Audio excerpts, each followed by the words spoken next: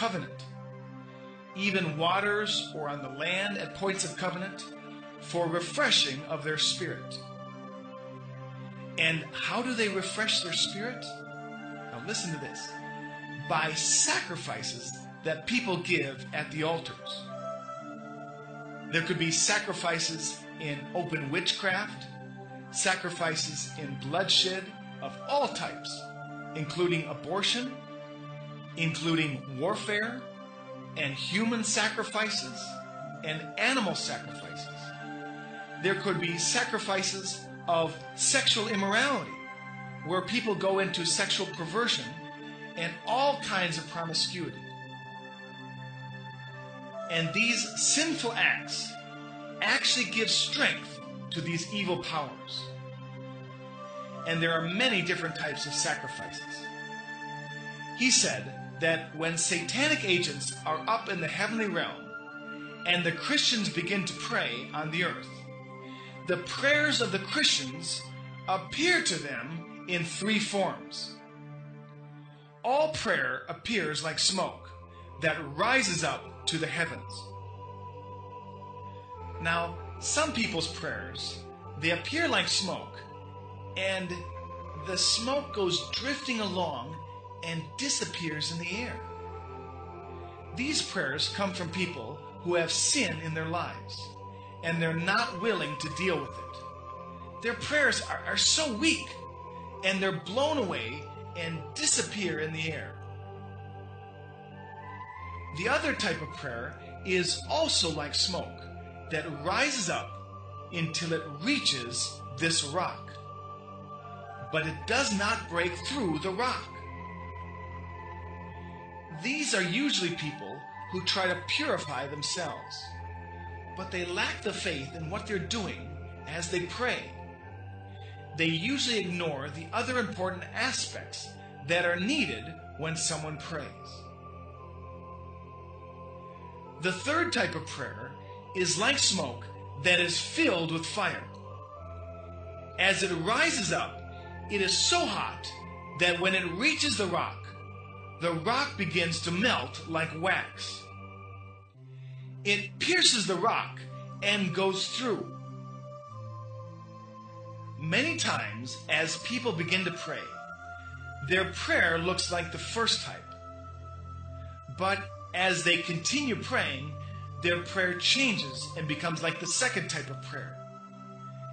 And as they continue praying, suddenly it ignites into fire. And their prayers become so powerful, they pierce through the rock. Many times, the evil agents would notice that the prayers were changing and becoming very close to the state of fire. Then these agents would communicate with other spirits on the earth, and they would tell them, "Distract that person from prayer. Stop them praying. Pull them out." Now, many Christians yield to these distractions. They are pressing through. They're repenting. They're allowing the word to check their spirit. Faith is building up. Their prayers are becoming more focused. Then the devil sees their prayers are gaining strength, and the distractions begin. Telephones ring. Sometimes in the middle of very intense prayer, the telephone rings, and you think you can go answer the phone and then come back and continue praying. But when you come back, you go back to the beginning. And that's what the devil wants. Other kinds of distractions come your way, even if it means touching your body and bringing you some pain somewhere. Even if it means making you hungry and you want to go to the kitchen and fix something to eat. As long as they can get you out of that place, they have defeated you. Pastors, you must teach your people how to pray. Set aside some time, and not just for some casual prayer. They can do that the rest of the day. Once in a day, a Christian should have a time when they are totally focused, wholeheartedly on God, nothing distracting them. And if people persist in this type of prayer and allow themselves to be inspired in the Spirit and keep going, something happens in the Spirit. The fire touches the rock and it melts the rock. When the melting begins, it is so hot, no demon spirit can stand it. And no human spirit can stand it either. They all flee. They all run away. Then there comes an opening in the spiritual realm. And as soon as this comes, all this trouble in prayer stops. The person who is praying on the ground just feels like prayer is suddenly smooth, so enjoyable, so powerful and intense.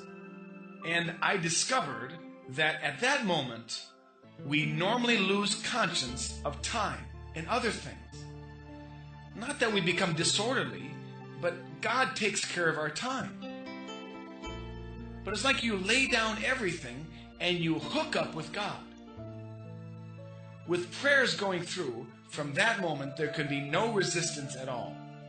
And the person praying will continue as long as he wants. There's no resistance that can stop him. And after he finishes praying, the hole remains open.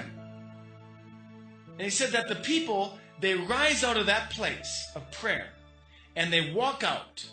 This open hole moves along with them. They're no longer operating under the blanket. Now they are operating under open heavens. And he said that in that state, the devil cannot do what he wants against them. And the presence of the Lord is like a pillar from heaven resting on their lives.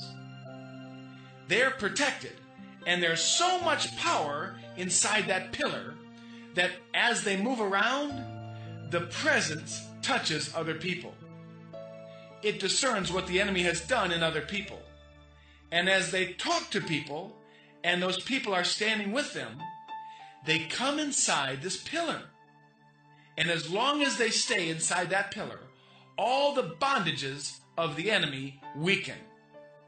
So when these people who have this spiritual breakthrough share Jesus Christ with sinners, their resistance is low.